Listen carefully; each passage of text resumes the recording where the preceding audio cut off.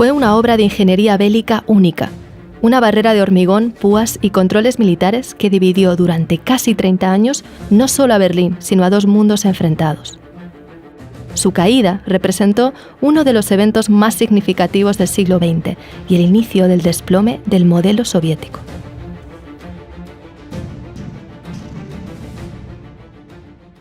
Tras ganar la Segunda Guerra Mundial, Estados Unidos, Francia, Reino Unido y la Unión Soviética acordaron dividir la derrotada Alemania en 4 zonas. Berlín quedó en la parte soviética, pero al ser la capital decidieron dividirla. Cada una de las 4 grandes potencias administraba su propio sector de la ciudad.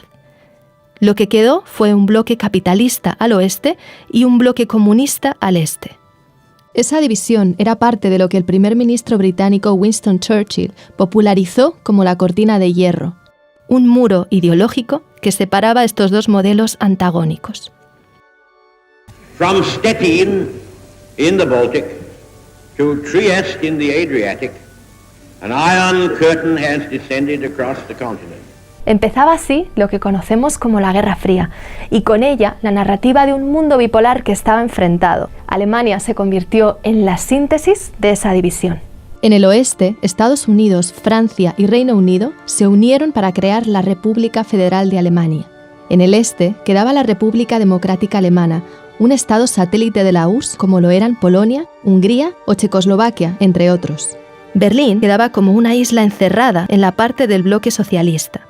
Con los años, esto se convirtió en un problema para las autoridades comunistas, no solo porque los servicios secretos de Estados Unidos y Reino Unido usaban la ciudad como base de espionaje, sino también porque más de 2,5 millones de personas huyeron de la parte este a la oeste desde 1949 hasta 1961. Muchos cruzaban atraídos por las mayores oportunidades del lado occidental. Para evitarlo, las autoridades comunistas ordenaron que se construyera un muro que dividiera la ciudad. Y así, la noche del 13 de agosto de 1961 empezó la Operación Rosa, que en pocas horas y para sorpresa de muchos, levantó el muro de Berlín. En los años siguientes, se transformó en una barrera casi infranqueable, hecha de losas de más de 3,5 metros de altura y reforzadas con cables de acero. Además, tenía rejas electrificadas, búnkeres, áreas con perros policía y lo que llamaban una franja de la muerte, vigilada por torres con policías armados. El muro se extendía 155 kilómetros y rodeaba todo Berlín Occidental. Como consecuencia, separó familias y seres queridos durante casi 30 años, algo que fue traumático para generaciones de alemanes. Durante estos años, muchos intentaron cruzarlo sin éxito. Unas 262 personas murieron en el intento y otras miles fueron arrestadas. Aunque escaparse al otro lado no era del todo imposible.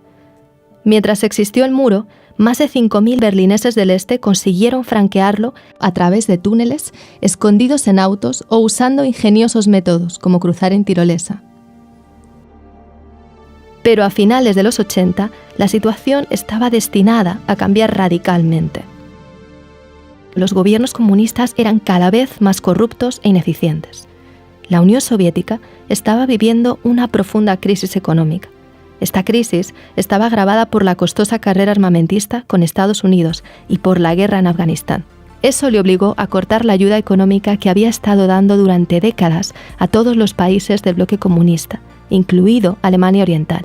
Todos esos problemas generaron un gran descontento social, al que el líder de la Unión Soviética, Mikhail Gorbachev, trató de dar respuesta emprendiendo una mayor apertura política y social, lo que se conoció como Glasnost.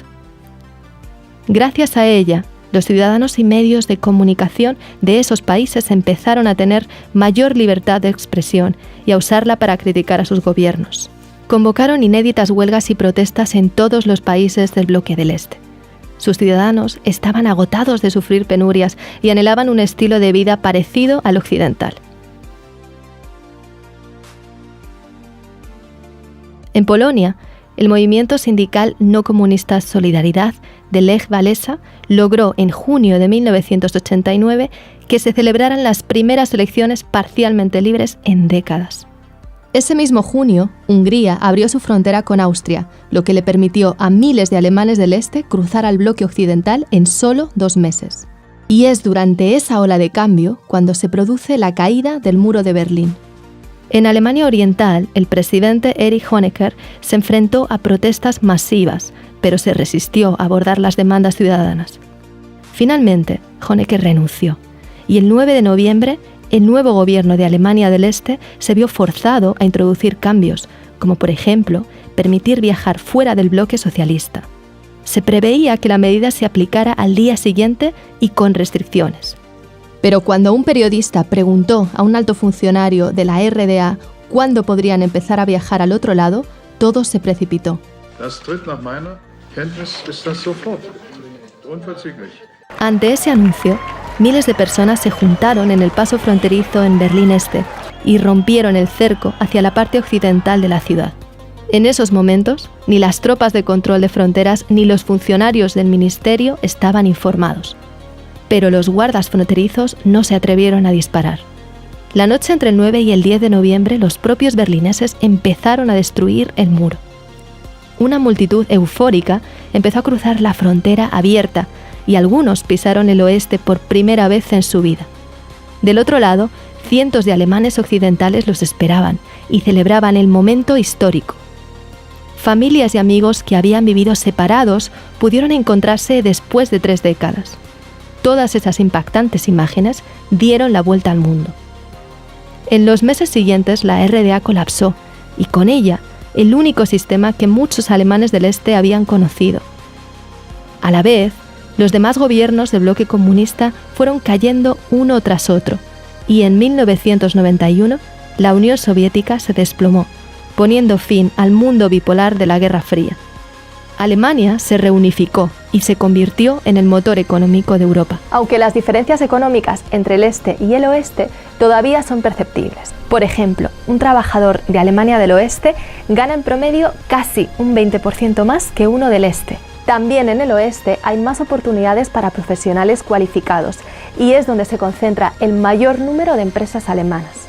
Hoy, cientos de trozos de ese simbólico muro están repartidos por todo el planeta, como un recordatorio de que esa línea de hormigón dividió mucho más que una ciudad. Gracias por ver este video en el que estuvimos trabajando con Angelo buscando imágenes de archivo. De hecho, uno de los mayores desafíos para realizar este video fue bucear el enorme archivo de la BBC y encontrar video de la época. Pero valió la pena. Y seguiremos haciéndolo. De hecho, ya tenemos varios vídeos en nuestro canal de YouTube y te puedes suscribir para verlos todos. Y si te interesa algún tema que todavía no hayamos hecho, envíanos tus ideas a través de los comentarios.